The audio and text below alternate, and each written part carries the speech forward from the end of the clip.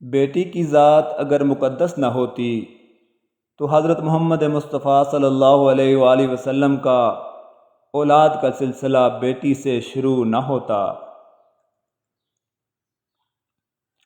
رسول اللہ صلی اللہ علیہ وآلہ وسلم نے فرمایا، جس نے بیٹیوں کی وجہ سے خود کو معمولی سی تکلیف میں ڈالا تو بیٹیاں اس کے لیے دوزخ سے بچاؤ کی آڑ بن جائیں گی۔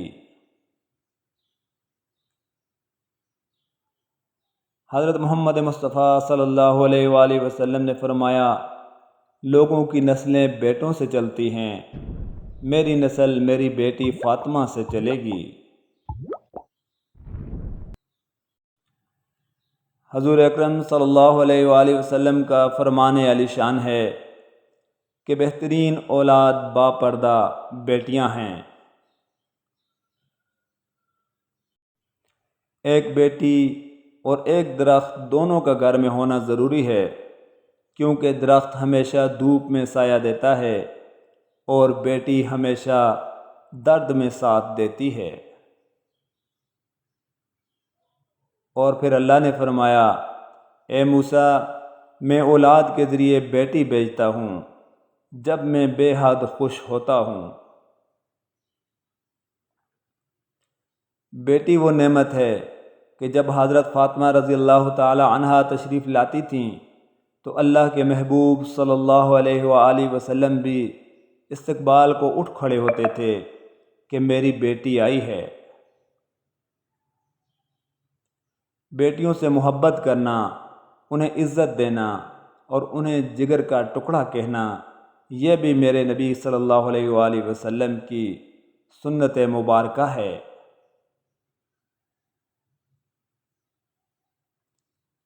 بیٹی جب پسند کی شادی کا کہے تو اسے بے حیا اور برا نہ کہو۔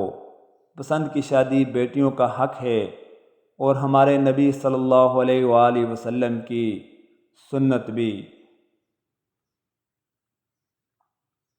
اسلام ہمیں پسند کی شادی کی اجازت دیتا ہے، لیکن اسلام بھاگ کر اپنے والدین کی عزت کا جنازہ نکال کر شادی کرنے کی اجازت ہرگز نہیں دیتا۔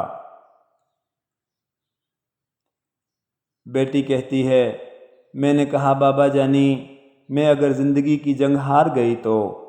بابا سر پہ ہاتھ رکھ کر کہنے لگے، میرا بیٹا، جن بیٹیوں کے تعلق اللہ سے مضبوط ہوتے ہیں وہ کبھی بھی زندگی کی کوئی جنگ نہیں ہار سکتی۔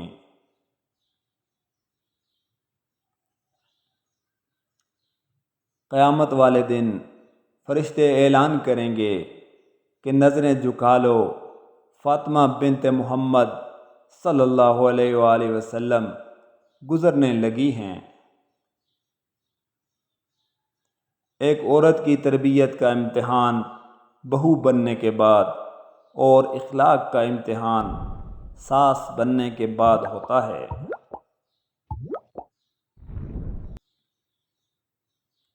بیٹیوں کے گھر سے پانی کا گلاس بھی نہ پینے والوں سنو، بیٹیوں کو جہیز نہیں جائیداد سے حصہ دو، کیونکہ جہیز دینا رسم اور جائیداد سے حصہ دینا اللہ رب العزت کا حکم ہے۔